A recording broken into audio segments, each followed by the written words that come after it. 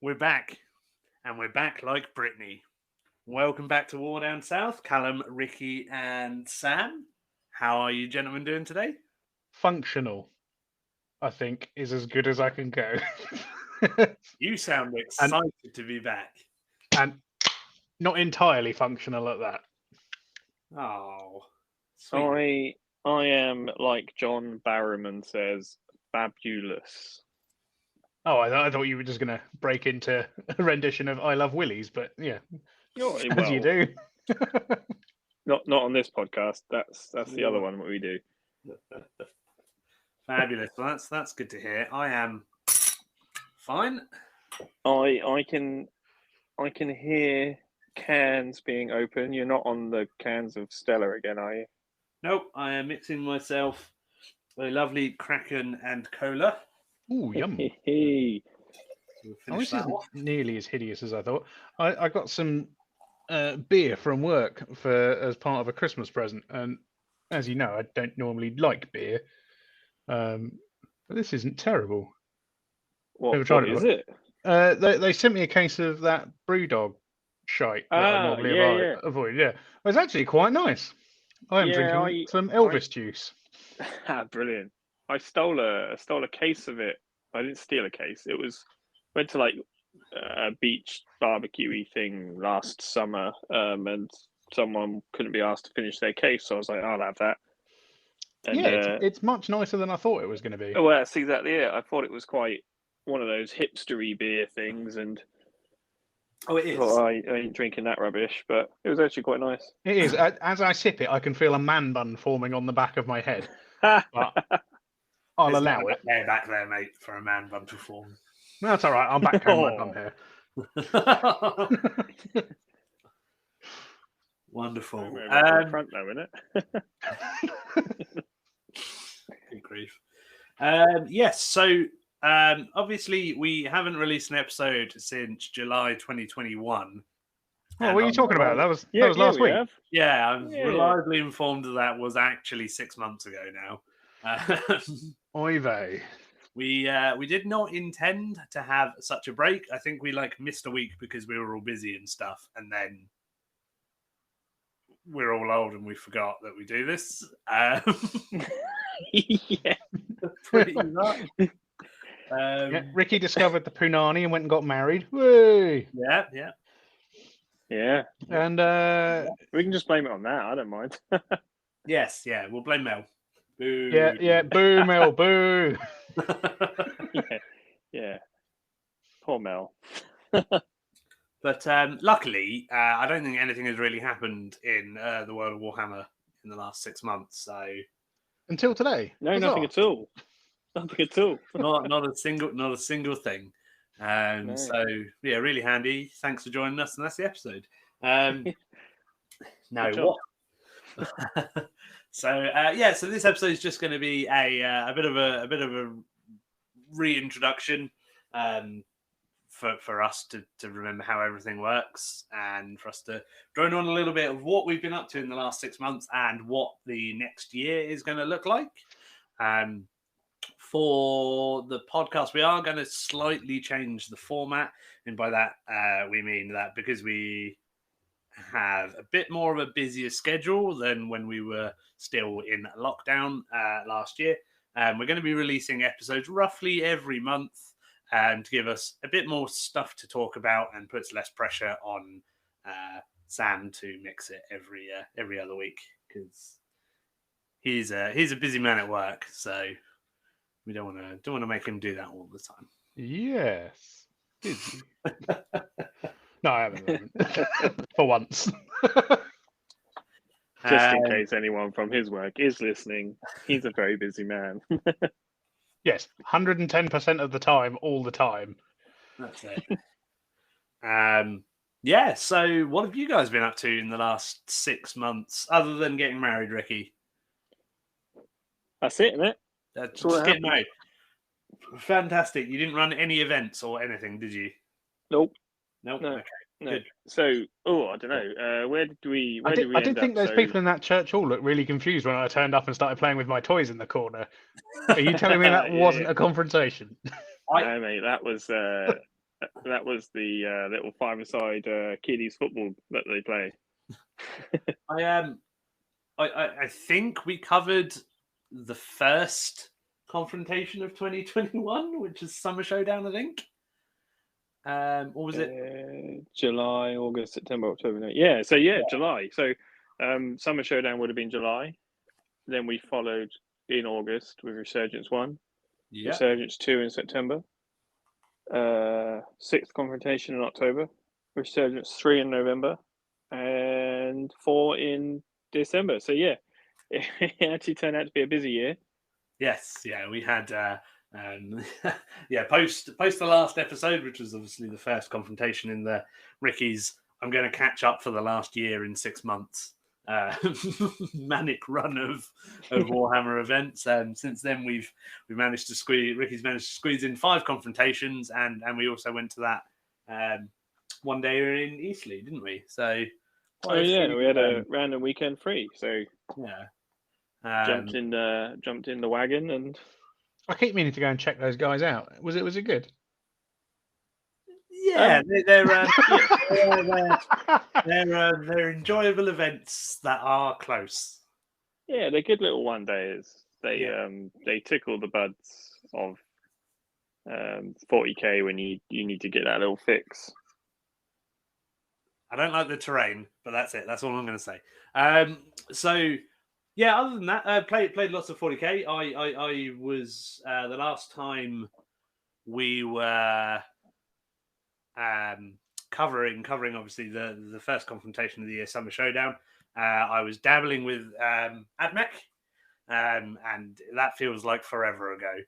God, yeah.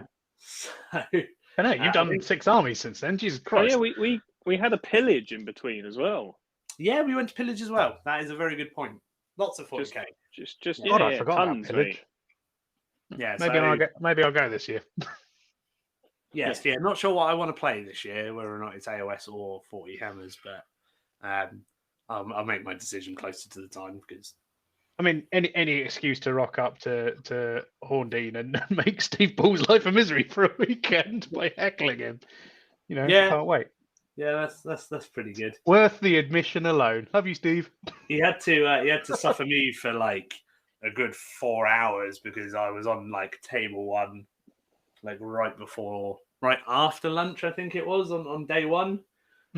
He was, unfortunately, that's where his little table was, so I was just badgering him and mocking him for a good few hours. It was good fun. Which is obviously the best thing to do at Pompey Village, because it's his own fault for looking like a goth wizard on holiday, and I stand by that statement. But you should have seen the helmet he was wearing. Yes, yeah, he had his face shield, obviously, because we were playing Warhammer in the middle of a pandemic, so everyone was masked up, and Steve was wearing a riot shield. I'm glad you clarified that, because my mind immediately went to Russian tank commander's helmet. Well, yeah, I probably wouldn't be surprised. Yeah, so okay. I squeezed in 8 40k events in the last half of last year, so yeah, good fun. Good job. Yeah, what did you get up to, Sam? 2 out of the 4 confrontations. It was good to be back. Developed an intense dislike for Custodes players. Screw you, gold bastards. That's about it. I think that's going to intensify. Oh yeah, they're good now. Oh. Yeah. They're good without cheating now. Brilliant. So yeah, looking forward to it. I've done more hobby than I have gaming since we last did this. I think across the span of lockdown, I've finished 6,000 points painted and based across 3 armies. I've still got 2 on the go, and then other systems which I'm pretending don't exist until I'm done. that's about it. So what else? What were you on? Grey Knights? You were on Grey Knights, maybe. I had hobby ADD'd myself out of the Death Guard because I was like, shit, I've forgotten how to paint things clean. then did 2,000 points of Grey Knights, then started painting orcs while I was off, while we were away. Then I started going back to the Death Guard, finishing up some more of those. Now I've just started painting some more orcs because I realised there was slightly less to paint if I want to play at Confrontation in March. So it'll probably be orcs. Oh, nice. Yeah. And you finished off your guard as well, didn't you? I did. For the most part, I don't think I will paint any more orange overalls until there's a new book. Nice. To be honest, might do some more tanks. My vehicle scheme's nice and fast, so I don't need to worry too much about that. I think I want some more demolishers, and they're 10 points cheaper now. Yay! Huzzah! Yes, yeah. We'll get on to a little bit of 40k news, which was the getting the new chapter approved up for pre-order this week. So release on the 29th, which we're all very, very excited about. Yeah. And if you're listening to this, that means hopefully the wildfire from the statements the day we're recording this will have died out. Yeah, exactly. People complaining as usual, but we're not going to get into that because that's not going to be one of these episodes. They'll come in the future. Us complaining about people complaining on the internet. That's not too bad. Yeah. So since we were last on, I was forging my way through AdMech, trying to get them up to a list that I liked. I played them at Summer Showdown, Pompey Pillage, Resurgence 1? God knows. What's the sec? Actually, you know what would be the easiest thing? Each of them. You know what would be the easiest thing to check? No. The trophies. Right. But they don't say AdMech on them. No, but I know which ones I did well with. Yes, so it was Resurgence 1 and 2. I came third with my AdMech. So I had a pretty poor performance at Summer Showdown. Tweaked the list slightly and then smashed people at Resurgence 1 and 2 with them, coming third both times, which was really nice. I then moved to Thousand Suns. What did I take? I don't think you ever actually took your Thousand Suns. No, I took them to 6th Confrontation. Did you? Did you? Yeah. Yeah, no, I did. Yeah. I'm not convinced. No, I'm pretty sure. No, I did because now I've got a painted Thousand Suns army, so I must have done. Oh, I'm going to have to get up and get the laptop, aren't I? No, I'm certain I did because I was definitely painting Thousand Suns the morning of an event this year. Right, let's have a look. I can't remember, but then I don't know what day it is most of the time. So make of that what you will. 100%. Let's have a look, see, unless I've deleted them. I definitely did. I don't disbelieve. Yeah, I do. I do disbelieve you. Yeah. We're procrastinating. The way to check this is some quality programming. The way to check if I took an army to a tournament is whether or not it's painted. It's a good point. And I do have a painted Thousand Suns army. Means it must have been to an event. Yeah. You did take Thousand Suns to 6th. Yeah. Didn't do too well. No, you Well, came in 13th. And then Callum became the Toy Story meme again of I don't want to play with you anymore. Yes. And then I took what else grabbed your attention? I took one of my night armies as a free blade detachment to Resurgence 3 and that Eastleigh event. And then the last confrontation of the year, I managed to win with my other night army, which I took as a free blade detachment, which I was very happy with. First tournament you've ever won, isn't it? No. I won the first Summer Showdown. Oh, you did, yeah. And I still maintain I won that event at Norwich. because me coming third because they didn't give me conversion marks for my army of Tau battlesuits that were all converted. After me winning 5 games, I'm still bitter about. Maintain I won that one. But no, yeah. So that was cool. I had a bunch of really cool games.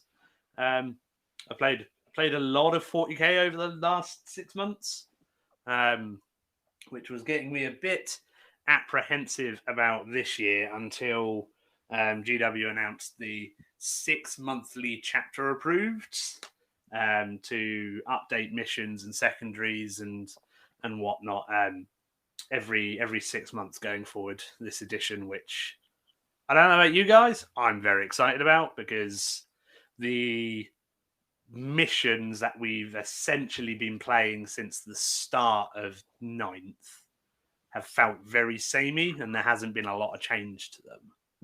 Has there been any real change to them? So we've practically been playing the same ones for 2 years. Yeah. So having the so hopefully, obviously, with this chapter approved coming out next week, or this week when people are listening to it, having the mission specific secondaries imported into the primary and scoring less points from holding objectives, and there being brand new and army specific secondaries in chapter approved. I'm in the GT pack. I'm super excited about. And really looking forward to the next slew of events. You've got some coming up, haven't you, Ricky? 7. Oh no, ones you're going to. Oh. Well, I've got 7 that I'm running. I'm away next weekend. So I'll be playing in the Factorum event that the guys from Vanguard Tactics run, which should be quite good. I'm looking forward to that one because the venue's quite cool. I think it's all done in like a rusticy wood style decor that I've seen from the photos, and I thought that was quite funky. And then 3 weeks we've got the Bournemouth Beachhead Brawl. So I'm heading up there with Mr. Tom Suter, which would be good. That's my first proper ITC event and my first super major. So I think that's my first event outside of, how big was Cali that year? 200? 150, something like that? Yeah, I think they were shooting for 180, but it ended up like 130, 140, I think. Yeah, so it'll be my biggest event that I've ever been to. I don't normally like the big ones, I don't think, from past experience with Cali. But this should be good, I think. Should be good giggle. And then hoping for the London GT towards the end of the month, when tickets come on sale. That's obviously September for my second big one of the year. And then I'm just going to get in as many as I can, really. I've not been playing much at all for 2 years, and I'm literally just going to go balls deep and get whatever I can this year.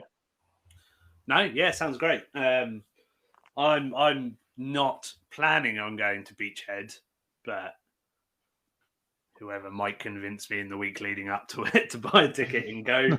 There are still tickets. Yeah. And umming and ahhing about the London GT later in the year. Again, I feel like a 40k event that size, there'll always be tickets available for people who can't make it or whatever. I'm very, very tempted to at least buy a ticket for the Middle Earth event up there to give me something to go and play in a nice sort of enjoyable, relaxed environment whilst there's so much stuff going around, which is quite cool. But yeah, I may jump back into 40k at that point. Obviously, as you mentioned, you're running 7 confrontations this year, so I want to play in every single one of those. We'll be back at Pillage, and what else? Whatever else crops up. Obviously, I think people who are regular listeners know that I'm not really a fan of ITC, WTC setups and event setups. Little secret there for people, but I think going forward, like I'm willing to try it, but I'm not that fussed about playing at the large events where I could potentially win 4 games and end up like 50th. That doesn't that doesn't excite me, to be honest. But yeah, I'm No, willing to it's the biggest downside, isn't it?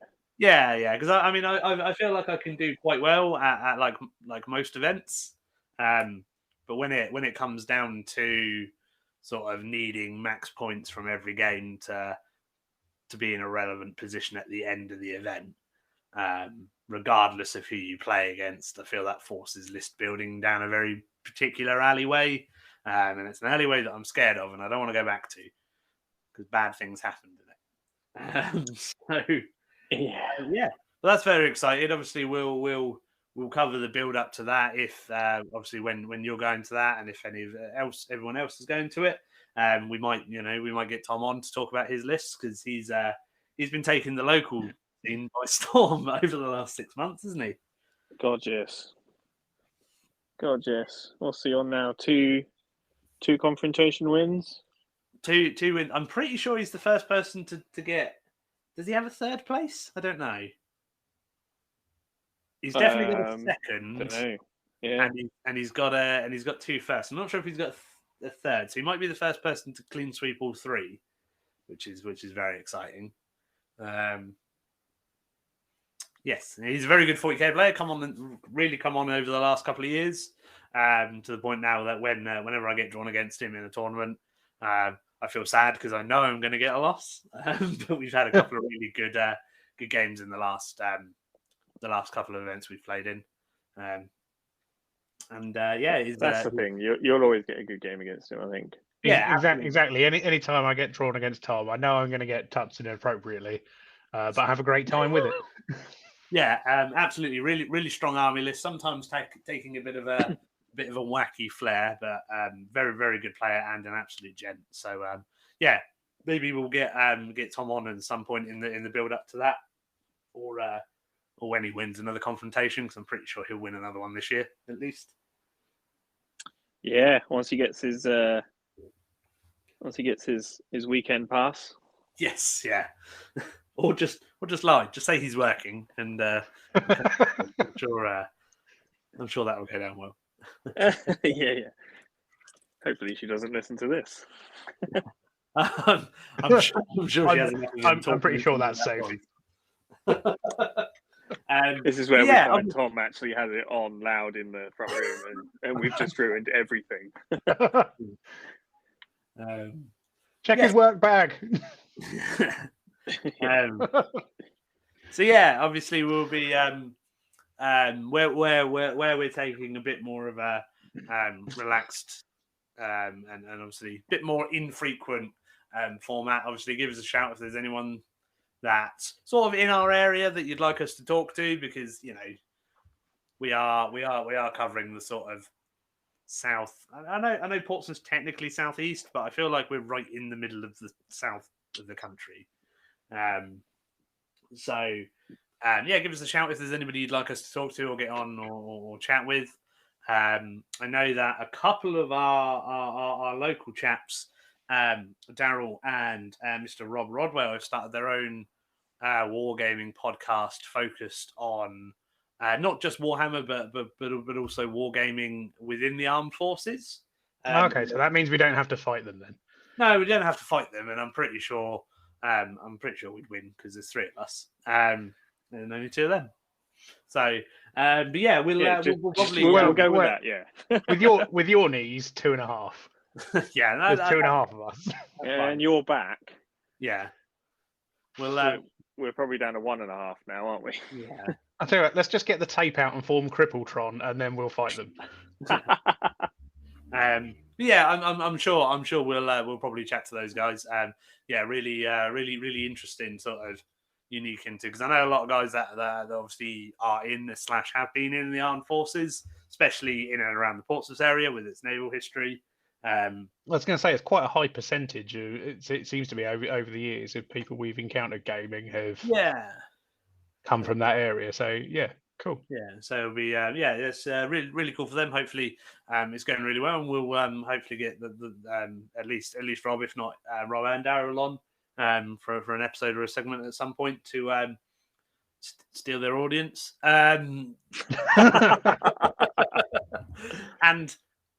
also chat and have fun is what I've got written down in front of me. So I mentioned that as well. Cool. So if we take a quick short break, we'll come back and we'll cover a bit more of the latest GW news around 40k and everything. A bit more in depth, if you guys are okay with that. You boy. Yeah, why not? Sam, hit the dubstep. It's like we never left.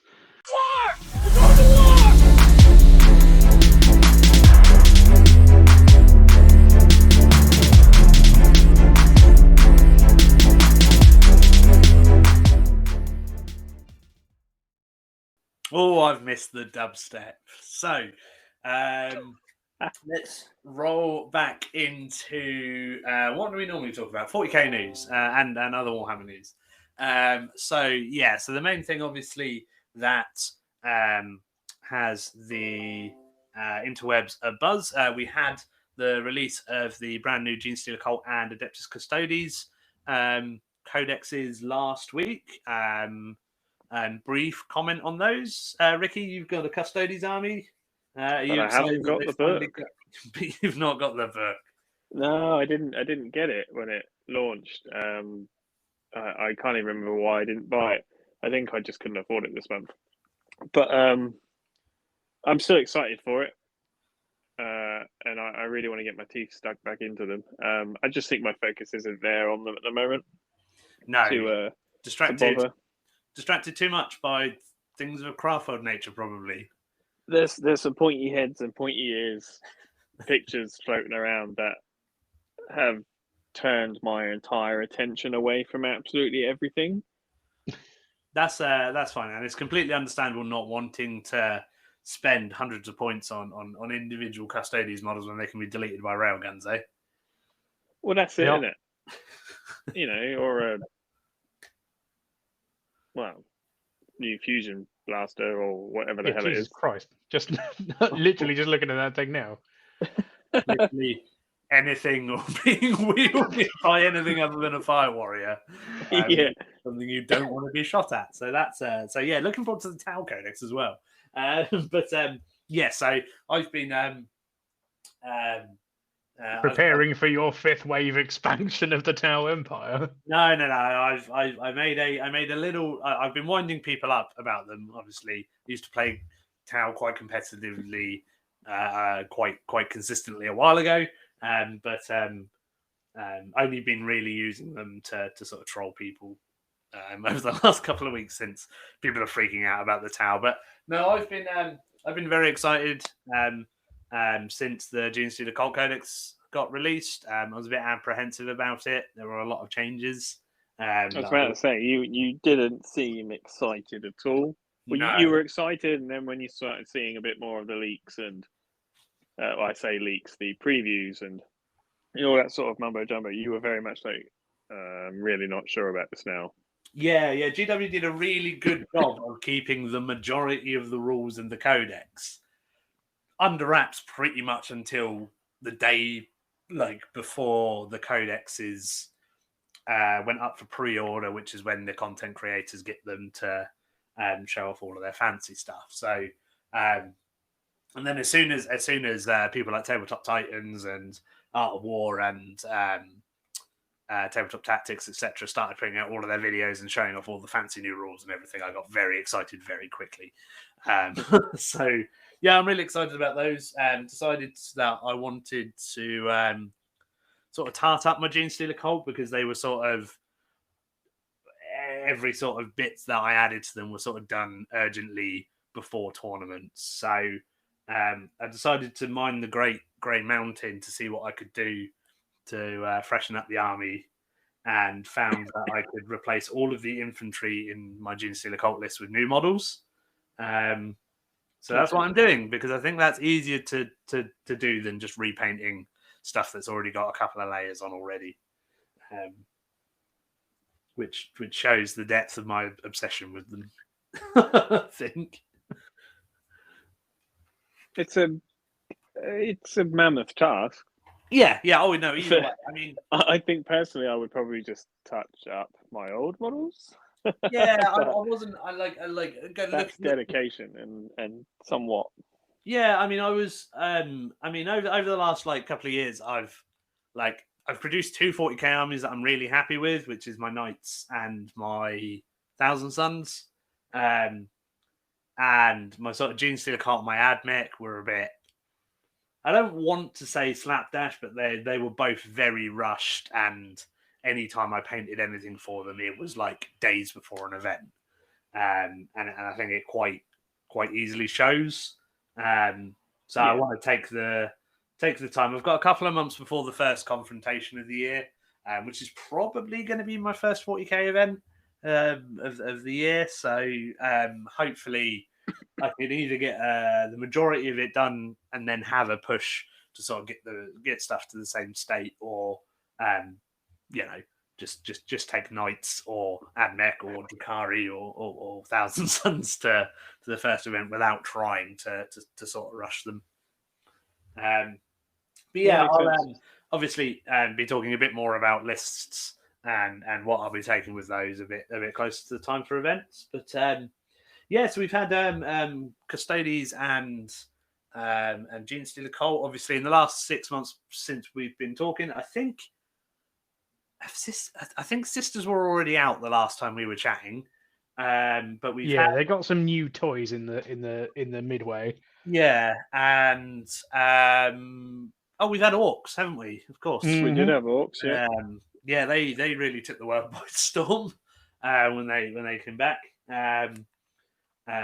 Really nice codex, a bit of depth, bit limited on the stratagems, but they've had an Army of Renown and a supplement in one of the campaign books. So there's a bit of variation there as well, which is really rad. Obviously, we've had Thousand Sons and Grey Knights. Up until this new chapter approved, Grey Knights, I think, were probably the big bad in the game. I mean, you to the point where you bought a Grey Knight army, didn't you, Ricky? Yeah, it's currently up for sale if anyone wants it. Nothing to do with the chapter approved. No, it's something to do with some cone-headed tree huggers coming out. That means that I'm absolutely never going to get the Grey Knight army done because my focus will just 100% shift that way. To deformed hippies, by the sounds of it. Yeah. So yeah, I started building them. I was quite excited for them. To be fair, I had a lot of chats with yourself, Callum, over them and getting them to where I think I wanted them, and then started building them, and then all these rumors just started dropping, and I looked at them and went, I don't think I'm gonna actually finish these. And by the time I get round to them, I don't think it'll probably be worth my time. And your poor Custodes are also sat there behind Grey Knights and Necrons and Craft Worlds, Father, making sad noises. So no, that's completely understandable. Yeah, so obviously the last few months, there's probably not many events that you see out there that there's not a Grey Knight army either winning it or pushing top 3. Seen a bit of a resurgence from Tyranids, with both the Brood Crusher Stampede Army of Renown, which is just big monsters do stuff, and the the update they got in Rising Tide and the Leviathan supplement. Yeah, loads of really cool options that all seem to get ignored in favor of, I'm going to buff Hive Guard and they're going to sit in the corner of this building out of line of sight, and that's why you don't want to play ITC. But yeah, so lots of cool stuff. So moving on to chapter approved coming this next week. Obviously, once we get the pre-orders up tomorrow, we're recording on Saturday the 21st. So some of our info may be a little bit off, depending on what we've read and whether or not GW/leakers have actually given it to us correctly. It's also Friday today. Did I say Saturday? You did. Yeah. So the information is definitely not correct. Yes, yeah. See, absolutely. That's the Kraken. And also, I'm not wearing my glasses, and I can't see the date. Is that an excuse? I don't know. There's a lot of excuses just in loads. that one. Stack them on top of each other. Yeah. Very, very, very exciting. So, so with chapter approved, obviously we're getting new points values, sort of across the board, a whole look at everything in the game and adjusting accordingly. So yesterday, GW sent out sort of a list of the most notable changes, including things like Dreadnoughts going up a little bit, some of the key features of what was horrific about some of the orc lists got tapped quite hard, with the beast boss on Squigosaur going up by 30 points, I think. Yeah. I mean, he was undercosted for what he did. Yeah. So took away their buggies, took away their planes, now taking away their big boys. Taking away the catchers. Yeah. Now take a horde of orc boys. Yeah. But so hopefully, if those prove to be a bit heavy-handed, we'll see a little bit of redress in some of the data sheet updates, which are now coming quarterly as well. So marine vehicles, it seems to be a points drop, quite a significant points drop across the board. It looks like for Necrons. Particular comments about that, Rick? It's exciting. I haven't redone my list to find out how many extra points that I've saved just on what they've leaked, but I could probably close to get a 10-man Necron Warrior squad in there somewhere extra, which is about 130 points. That's pretty good. Yeah, which is not bad considering that we've not seen the price changes in the infantry yet. Just no. A lot of the destroyers and vehicles, and Zarek went down quite substantially, 30, 40 points. He's gone down. Yeah, 30. Sits at 420 now, which is I thought he was a bargain anyway at 450. Yeah. So now at 420, I'm just like, all right, I'll have that. Really exciting. Since the last change as well, the last update that they did with introducing core and onto a lot more units, and now bigger price drops. I think the Codex is going to probably have a lot more going for it. So obviously in the balance data sheet, pretty much everything that's not a vehicle got the core keyword. Yeah. So Zarek being able to give rerolls to hit in the shooting phase and rerolls to wound in the fight phase for pretty much everything in your army is pretty good. Just a bit. Yeah, so especially if a lot of that stuff gets cheaper, and there's obviously layers and layers of buffs that they've got access to now with their Scorpec destroyers and Locust destroyers and stuff. So that's all really exciting. Yeah, I think so. I'm there's a small part of me that's actually very much tempted to take them to Beachhead, with all those points drops and knowing what the table layouts are like and stuff like that. I think it's quite safe to hide Zarek and aggressively run him across the battlefield with tons and tons of rerolling hit, rerolling wound Necrons. But who knows? Well, we'll play some games. When does your list have to be in? That's the important thing. I don't know. Alex asked me exactly the same thing last night, and I said I don't know. I should really find out. Turns out I know last week. Yeah, probably. I know this weekend is the 26th, which is like 2-3 days before the event, which is really weird. But that's probably because they're just relying on Battlescribe to auto check it. Yes, that makes sense. But I don't know. I probably best look and make a good decision. That's fair. Any points changes on your stuff, Sam? That's a bit more notable that we've not talked about.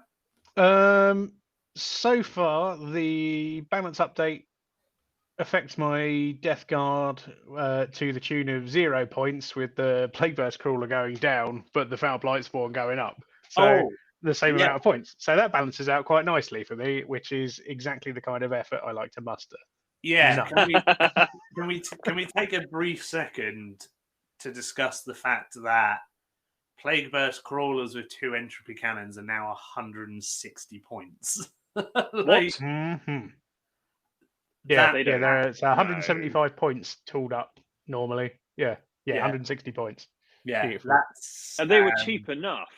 Yeah, that's absolutely wild for what they do. That's exciting for Death Guard players who are always going to take 3. That's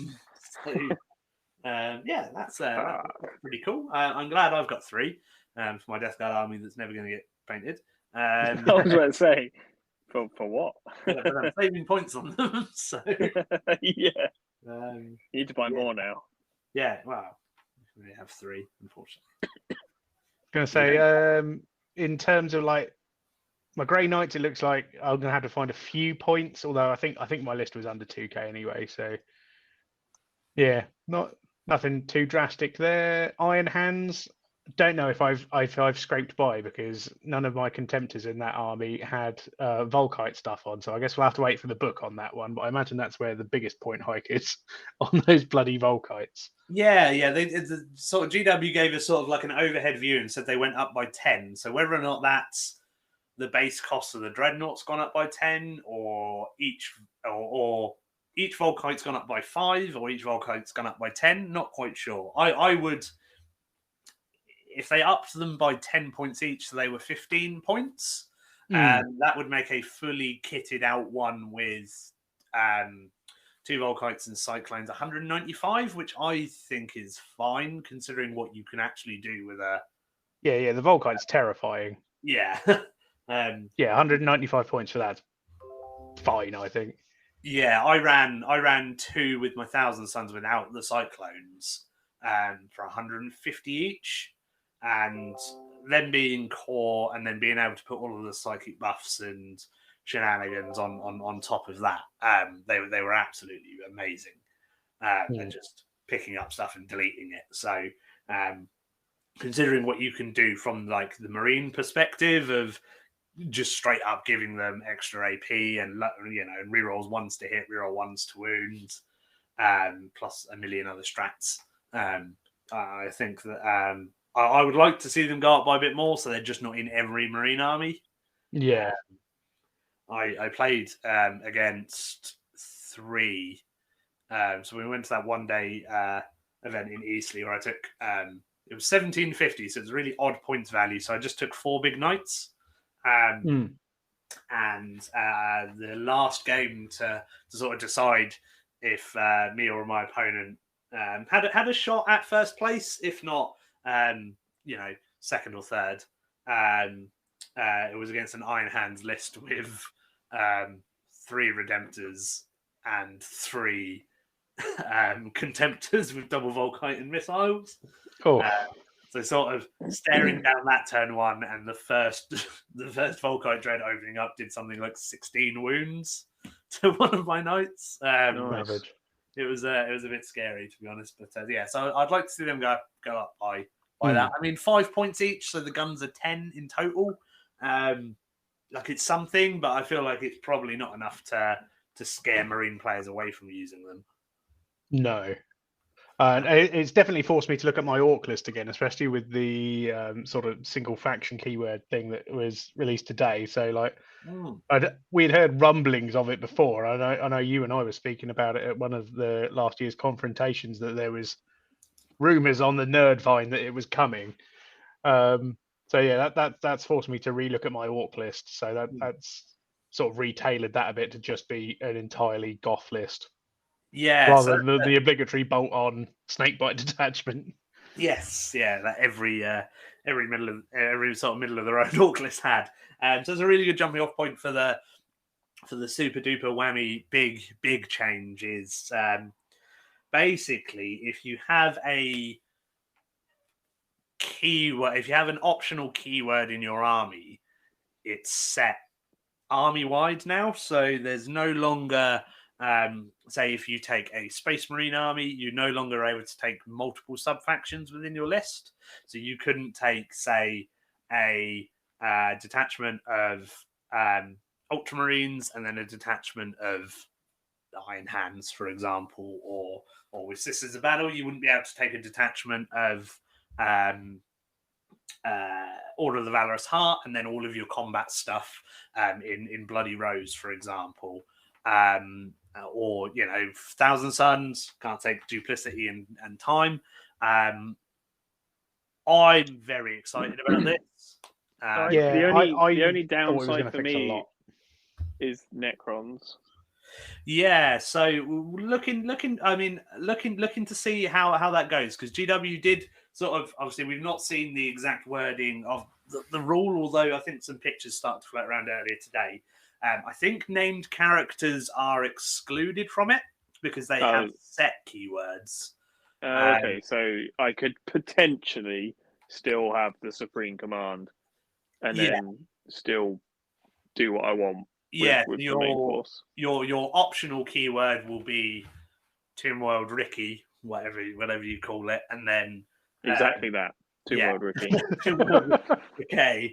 And then obviously because your characters can't have, they're already allocated a keyword, you could still take them, but not in a detachment that consisted of any other models that had a different keyword, as far as I can tell. But that's really exciting. I mean, I think it's definitely going to shake things up, isn't it?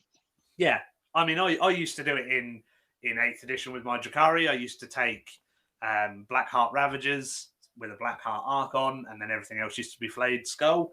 I did the sort of thing that sort of everyone does, where they want their army to look cohesive, so they painted it all the same, and then painted some robes and helmets different colours. Yeah. But as I'm older and a bit wiser now, I don't want to do that. I don't want to see it. It's a lot more. Now that you can't do it, it's a lot less for your opponent to have to worry about, which I quite like. It was always a pain, wasn't it? You couldn't figure out, and then you're staring at him going, "Oh no, he's got a blue loincloth, so he's a completely different Forge world or something dark like that." Completely different set of rules, completely different set of stratagems, completely different set of buffs, and he has blue pants on. Yeah, I sort of understand that from a list building perspective, it is slightly more restrictive, obviously, because you can't just take what you want. But also, I like it being a bit more challenging. So you can't. I mean, I think the perfect example is Sisters of Battle. Yes, you can take an absolute shit ton of bodies, especially with the Sacrosanct, with their 2-up armor, 4-up invuns under. I think it's Valorous Heart. Which are the ones that ignore AP1 and reduced AP2 to AP1. So super resilient, can get feel no pains. They suffer less wounds from psychic powers and stuff like that. And then just all of your counter punch stuff in Repentia and whatever the fly ones with power swords are called. I can't remember. Not Seraphim, Zephyrim with a Z. Those then just being Bloody Rose to sort of double dip from the fact that they're super good in combat. Double dip. Yeah. You're sort of you're not playing with any downside to your army. Whereas if you were playing with it all as Valorous Heart, those combat units are still good in combat, but they're not super good. They're not so you can just create everything in your army is perfect at the job it's doing, rather than having to pick and choose. I'm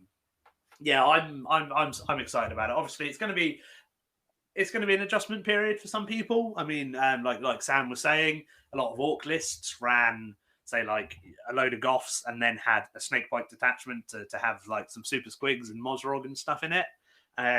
but hopefully it just means that you'll see sort of more themed lists, and then if you paint your army in a generic scheme of your own custom clan or Forge World or whatever, like you just don't take Modrog in certain lists, and if you want to play all those squid characters, you take them in a list that's suited specifically for them, rather than just being able to pick and choose. Bolting them on, yeah. I mean, I don't know. Obviously, I like it.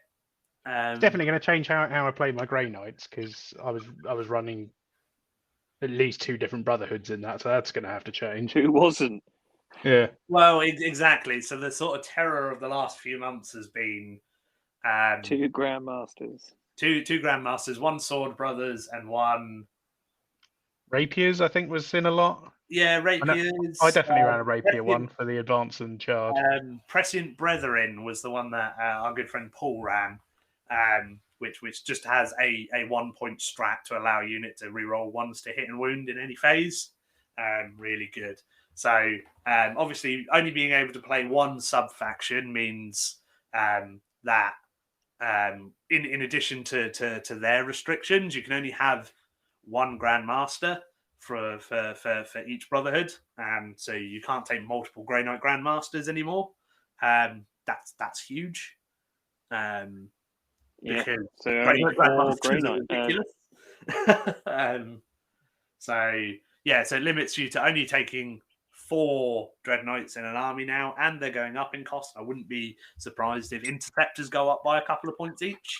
They better do. Because they're definitely going to go up. I hope it's not. So far, most of the points that I've seen beforehand have been on the nose confirmed with that community post. I really hope Interceptors don't go up by the amount that I've seen. I hope that's wrong. How much wrong. did you see? It was an egregious amount. The rumor I saw was that they had gone up to 33 points apiece, which is a 11 points. Increase. No. Yeah. So I hope 24 now, aren't they? Yeah, like that. I could see them going up by 2 or 3 because they've got to go up. They've got to go up. Yeah, they're too good at the moment for what they are, being a super fighty, super shooty, super psychic-y 2-wound flying marine. So I just hope it's not that much. That would be that would be the need cost as a Terminator, wouldn't it? Almost, yeah. Yeah. I don't think it'd be that egregious, because then you're looking at 165 points for 5. That's probably not in the right ballpark, but we'll have to wait. I'm hoping that one was wrong. I know when I saw it shared in one of the Grey Knight groups, everyone was very sweatily going, "No, fam, no, it's fake." But I think that was more sweating in fear than any basis in fact. Snapping the teleportarum coils off their backpacks. Yeah. So that's that's a huge change. Like that's a massive thing. Essentially taking 40k to mirror what AOS is like. AOS is single sub-faction. There aren't detachments. Like you just have an army and you pick a sub-faction. It's almost the same as that. I mean, it still doesn't stop you allying. So if you're playing with Space Marines, like all of the Space Marines that you've got have to be Blood Angels, but that doesn't stop you taking a guard detachment or some custodies or in any of the Imperial Agent stuff. Yeah, and in general, obviously the Imperial Agent stuff don't break your detachments and stuff anyway. So yeah, I think it's becoming a bit more nuanced. Your lists are going to have to sort of account for everything without having access to everything, which is quite interesting. And yeah, I'm excited for it. In all honesty, yeah, I like it. It will cause some disturbances, but the best players will adapt, and then the players who are not very good will just copy the best players who adapt. So it'll be fine. It'll be quiet in a few weeks. So the next tower weapon will just be previewed, and everyone will forget about it. Yes. Yeah. So we'll take another quick break, and And yeah, if we'll come back on that point, which is just the hilarity of what Tao is looking like, and just to sort of round off the episode, because it is one of the best things I've ever seen. Yeah, we're gonna whip out our Space Marine action figures and show you where the nasty communist space fish touched us. Fabulous, right? Tao then. I don't want to talk about it. It hurts. Yeah, Tao. Tao. Woo! I'm very excited to see what the book brings, if I'm honest. I'm very excited because, like, if Tau have the necessary components to be very effective in 9th edition, i.e., they've got the ability to take and hold objectives successfully and do secondaries, plus they've got these ridiculous guns. I mean, they suffered a bit during 8th, didn't they? So yeah, oh no, they were hot trash unless you were Richard Siegler. And a very particular play style played by probably the best person in the world at 40k. And so, yeah, real bad in 8th, real bad in 9th. Well, real bad in 8th, sort of once the Codex came out and said, no, you can't take, you have to take a commander for every detachment rather than just each detachment having 3 or 4 commanders in. Yeah. So if Tau have the ability to like take and hold objectives, if they get like a double move across the board with battle suits or something like that to allow them to take objectives off of the people they've shot at, then I don't understand the game's design brief that GW are working towards if they've got that plus these ridiculous guns. This is it. Unless they really have something that makes them fold in combat. Yeah, for example, they're not good at combat. Like, and but they're still capable. No. You still got a suit that's able to hit at strength 5 or whatever they are, and yeah, but they don't have any AP. That's the huge thing. They don't. They've got no AP and no multiple damage, obviously, aside from Farsight. But like, and that's the thing. Like, unless they're like, obviously the theory is that if I hold an objective and I'm understanding how to play 40k, I'm going to block off that objective from my opponent being able to get it without charging me and being alive and having more obsec on an objective than me. And if Tau can't, like, if they shoot me, so for example, if they don't have any like superlative combat ability or access to a move in the assault phase, like with all battlesuits have that. Let's say they don't have that. Like, okay, they can shoot me off the objective, in which case they're not gonna get onto the objective and use the charge phase as a second movement phase, which a lot of armies can do. Yeah. So they've shot me and they've killed me. Great. I'm not on that objective anymore, but they've also not got it.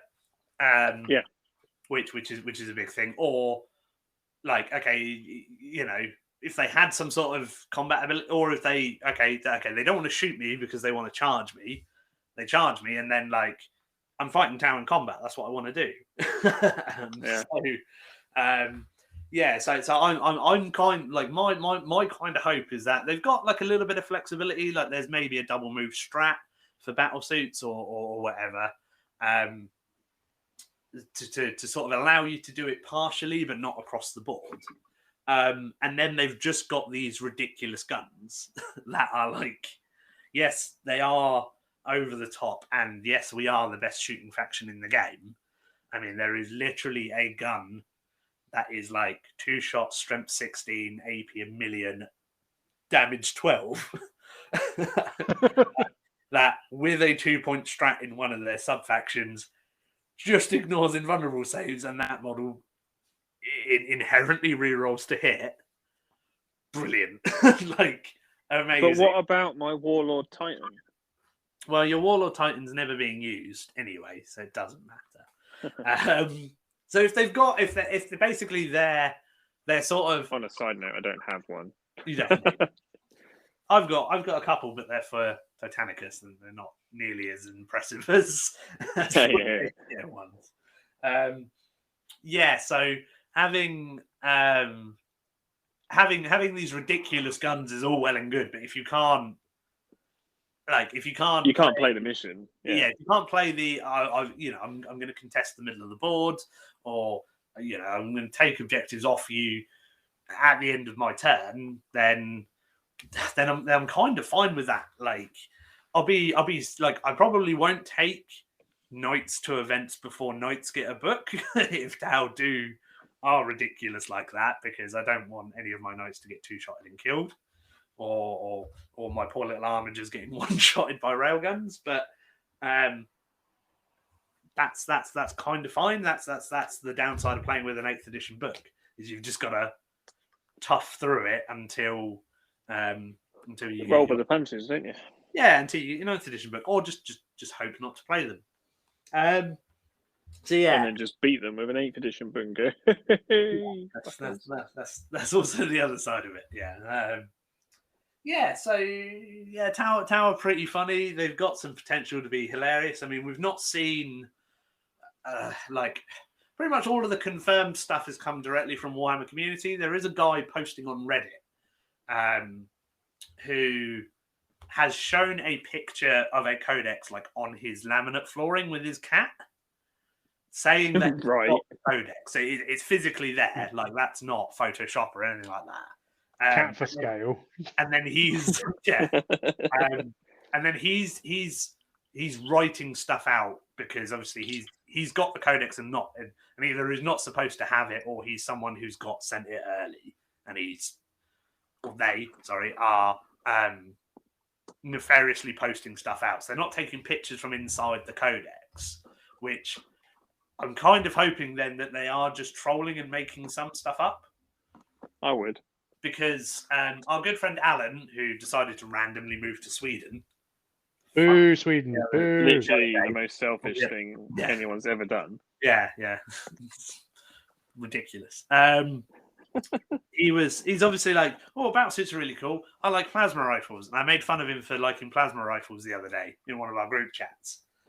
Because currently they're like rapid fire 1, strength 6, AP 3, 1 damage. And I was like, why would you do that? Why would you ever take them? Are they really only 1 damage? They used to be the muck's nuts. But apparently, according to this guy posting on Reddit, they're now Assault 1, 18-inch range, Strength 8, AP 4, 3 damage.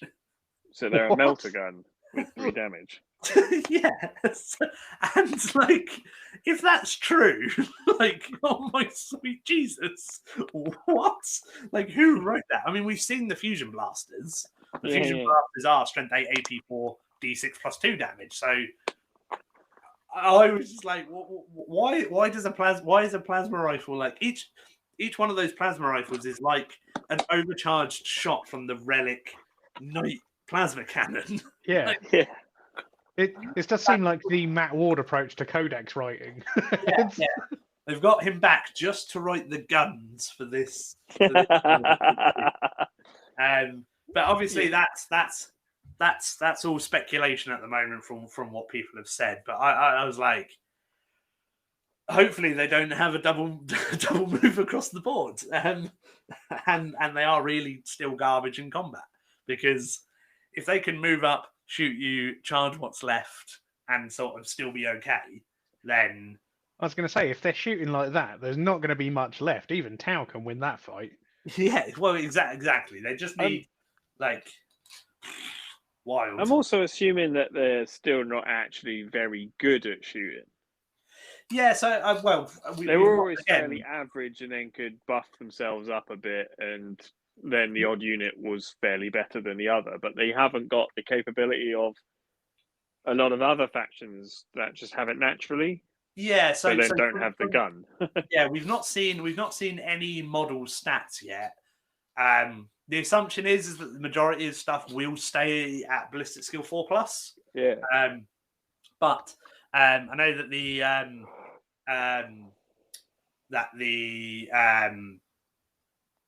Yeah. the sort of battlefield philosophies of Montcar and Ko Young are really good. I can't really remember what Cao Young does, but like it essentially gives you rerolls to hit and retreat and shoot. I think Okay. for turns 1, 2, and 3, progressively getting better, and then Montcar, which is the movement one,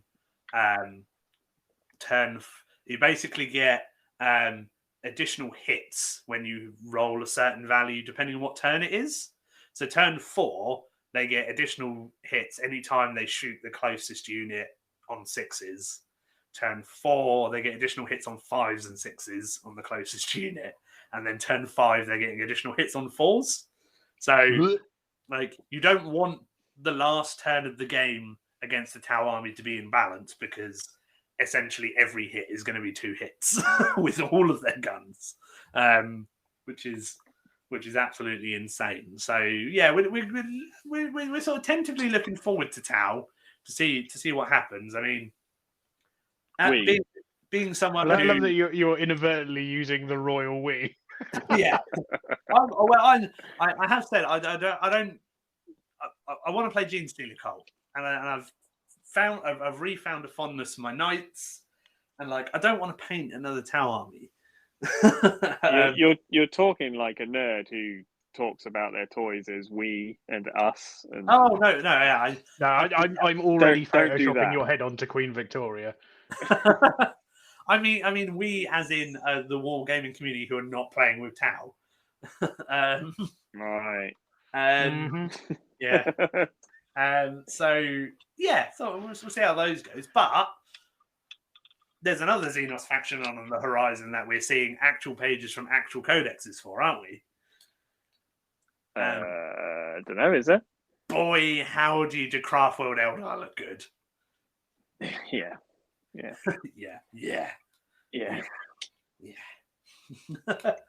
So I mean, we haven't got 2 more hours to really record, have we? No. Do you wanna sort of spaff over them for the next 10 minutes or so, Rick? Take the lead? Yeah. I mean, I think one of the biggest changes, or a couple of the biggest changes, I think that I'm most excited about, would be the new Guardian profile. I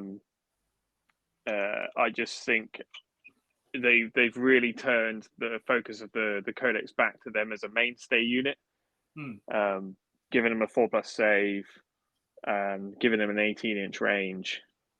What do they move to? 3 shots, or at least they gained an AP. That's just huge compared to the 5+ save, 12-inch range, 2 shots that they've got at the moment with no AP. Aspect Warriors move into all having 5+ in buns, is pretty big. We've seen new Reaper models, which are stunning.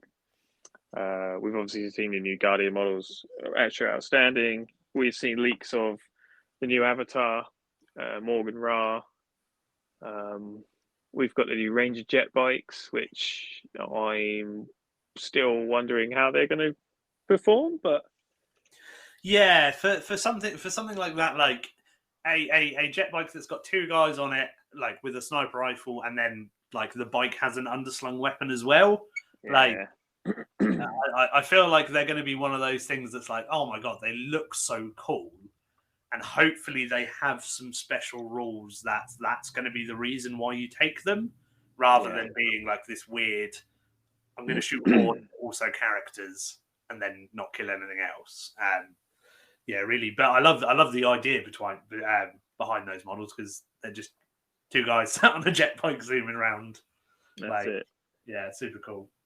I mean, I don't really want to talk about too much about the rumors, rather than, because it's all, it's always fairly opinionated, or this guy's obviously got the book and he's doing it, but you never really know. But so I'd rather talk more about what GW have leaked, because obviously those images that are floating around are GW leaks.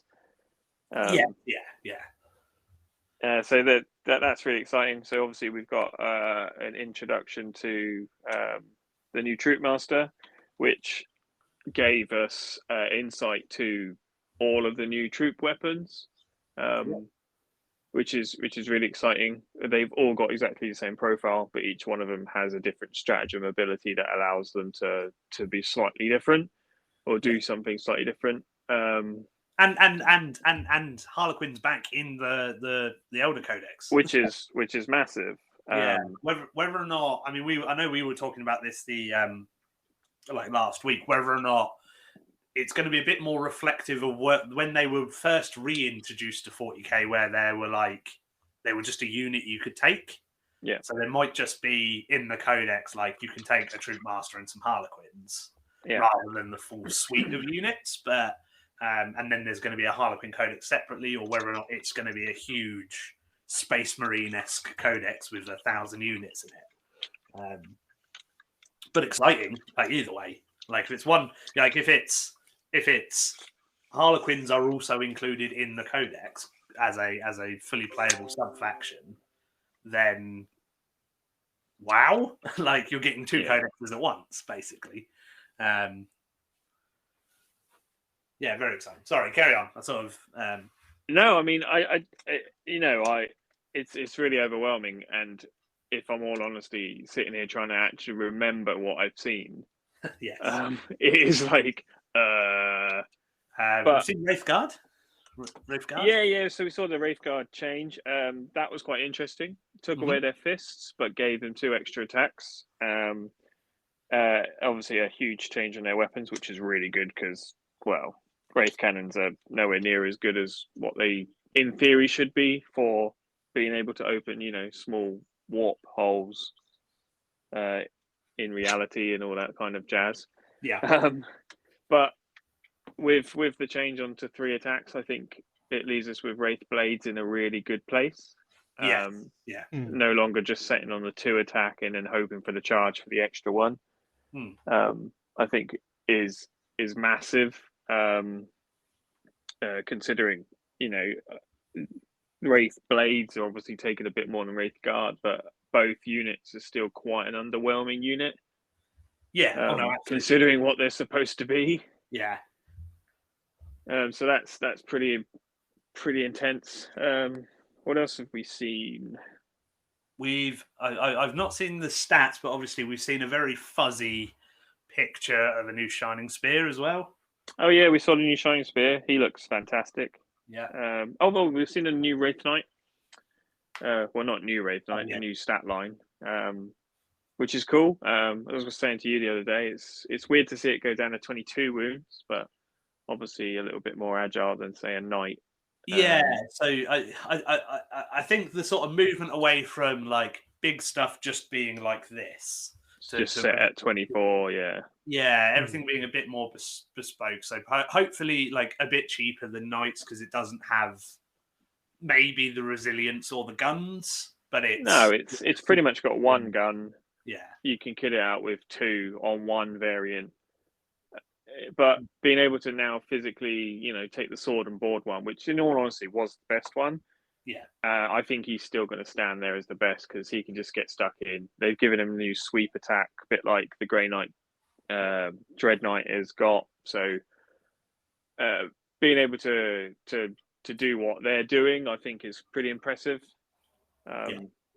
Especially, I think it's 6 damage still with that sword, which is nice.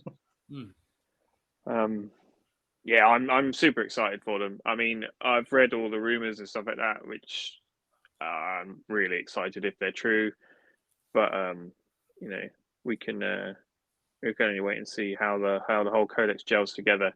And I think out of any codex that I've ever seen in the 20 odd years that I've been playing, the Craft Wars have always been the one that gels exceptionally well, no matter what you've got in your army. So we'll see what's going on. I think. Yeah, I'll reframe that from a non-Elder player's perspective. And every time an Elder Codex has come out in the last 16, 17 years that I've been playing 40k, they've been absolutely horrific no matter what you take. Yeah. So. Yeah, they always bring them in. It's one of those things, isn't it? It's always regarded as like one of the best races in the game, and historically through their like their stories and their fluff and all that sort of stuff, they're just so uncomprehendable of how actually good they are at war. And I think that always comes out whenever they drop that codex, and that book is like, oh shit, they're really good. And then, but we're also talking when this is a tabletop game where everything needs to be a little bit more balanced. Yes, yeah, absolutely. And It's like taking elves in Lord of the Rings and being like Glorfindel is the most one of the most ridiculous elves that have ever existed in like the Tolkien universe. And he's like, he's still really good, but like he's not actually going to kill a Balrog. No. But yeah, no, I get what you mean, for sure. So yeah, it's exciting. I'm really looking forward to them. So the more and more we get of those, obviously, the more we can talk about them, and hopefully, I would expect them to probably be after Tau. So where are we looking? End of February, early March? Do you reckon? Yeah. So with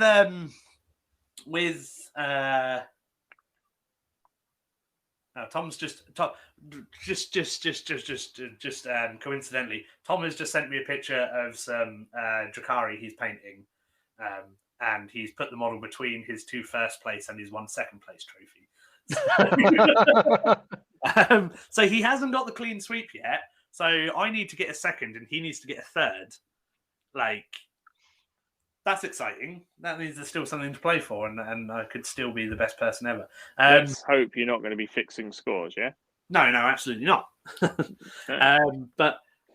Yeah. So from what I think I've read,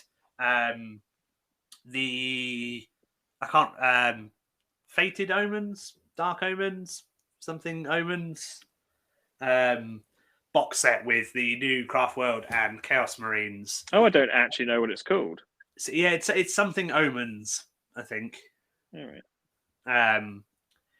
I think GW said it's up for pre-order in February, so that makes me think it will be up for pre-order at the end of February, out in March, and then a couple of weeks later, or at the same time, the Elder Codex will be out. That's generally the plan with these 2-player boxes, is that at least one of the factions or both the factions are out either at the same time, like they actually managed to do for Thousand Sons and Grey Knights, or what they intended to do with Custodes and Genestealer Cult. They were supposed to all be out at the same time, but we had to wait like 6 weeks to actually get the codexes. So it may be a little longer for Chaos Marines because nobody likes Chaos Marines, basically. Sorry, Pete. Sorry, Pete. It's true. You don't deserve 2 wounds, and when the codex comes out, your Marines are going to have 1 wound. That's the way it is. I hope they do. Yeah, it would be amazing. Just even if it was a typo for lols from GW, just be like, whoa, and then 2 weeks later, then they'll bring the FAQ out. Just a community sorry, just saying we've had a rethink, and not all Marines need 2 wounds. But no, so I imagine that we'll get the Eldar in sort of March time, and Tau sometime in February, I imagine. With the amount that GW are pushing them, I feel like they're either very soon or they're getting people like. I think this is an exceptional marketing strategy. I think they're doing some psyops on the community to get people like accustomed to what these weapons do before the codex comes out, so it's not so much of a shock and people open them up and just die from shock. I'd laugh if it's only these 4 that have actually got anything good. These 4 weapons. Everything the rest of them are just like, oh well. That would be amazing. So hopefully the remaining codexes, which are Tau, Eldar, Chaos Marines, potentially Harlequins, Guard, Knights, Imperial Knights, Chaos Knights. Is that all we've got? Is that only 7 left? Might be. Fuck me. Last time I think we talked about this, it was like 14 left. Tyranids as well. Oh yeah. Nids, Oh yeah. Yeah. Oh, that's exciting. That means it's almost time for 10th. Well, it's almost time for another Marine Codex and then 10th edition. Oh, that was literally sat at a club yesterday talking, and someone was talking about the new Marine Codex being rumored on the horizon. Yeah, I think we'll still see another one this edition for sure. But I think it would be like whether or not I don't think it's needed. I mean, the Marine Codex is still very solid. It's got the most options of anything in the game, and it's the most versatile book still. Yeah, and it's got 10 supplements to it. Like you've got. Let's add another 10. Yeah, well, yeah. I mean, like for example, Salamanders, Iron Hands, Raven Guard, Imperial Fists, White Scar. They haven't had an update, have they? No, they haven't had an update yet. So, like, yeah, I could see them getting refreshed, maybe, but I think it would be on an optics level if Marines got a second codex before like everybody else got at least one. But imagine like if they got it before Chaos Marines, that would be. Oh, and then yes. got 3 I wounds. feel the nerd rage. But we are 18 months into this edition already. I know. Is it? I feel like if we get like obviously this is 18 months, 2 years, 3 years in the future. Like if we do get another edition, I feel like it will be a bit more of a tweak than like 2.0 kind of thing. Yeah. It's sort of like an AOS 1 to AOS 2 sort of situation where like the actual core rules are generally fine, but there's a lot of new mechanics and stuff that GW want to introduce. But I don't want to get into speculation because I'm enjoying the game as it is. And I kind of feel that this new chapter of Proves that's coming out in the next week is combined with the points changes and its new rules around army construction and the new style of missions, it's going to feel like a new edition anyway, with so many of the codexes being out now. I think the games are going to feel very different and a bit more open and a bit more varied and tactical, which I'm super excited about. Yeah, for sure. For sure. Right. Anybody got anything else to say? No, fam. Nothing. Fuck for that. Right. So, yeah, we will be, obviously, like I said earlier in the episode, we will be recording the next episode sometime in the next month or so. We're not going to have a real structure, but we'll get at least one out a month. I think that's right, gents. Yeah, I think my aim was regardless of when we record it, I'll try and push it out towards the end of the month so you can enjoy it for almost a whole month, and then you can listen to us talk shit again.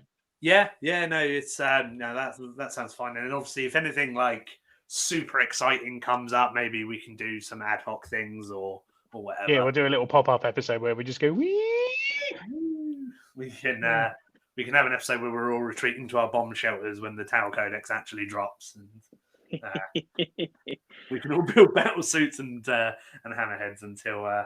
Yeah, I can already feel that episode coming. Railguns ate my baby. Yeah. I think we'll have plenty to talk about next time. Yes, yeah. In the next month we may have 2 new codexes. Who knows? Exactly. Yeah. So absolutely, it's been wonderful to chat to you guys again. Obviously, we've spoken. Missed you, man. Missed you too. And obviously, we have seen each other quite frequently in the last. Yeah. Well. But it's nice to sort of get back to this, even though we're not locked down. Like obviously that's why we initially we set this up, but it's nice to get it rolling again, and hopefully it shuts the people up who kept asking for it. So yeah, you got what you wanted. Now piss off. Yeah, but now because they're wargamers, they're just going to moan about it. Not you, one listener in Singapore or wherever he was. Do you reckon he's going to pick it back up? Yeah. But we did alienate Sweden. Yeah, but they stole Alan, so boo, Sweden some more. Boo. Right. Brilliant. Thanks very much, guys. And we will catch you again soon.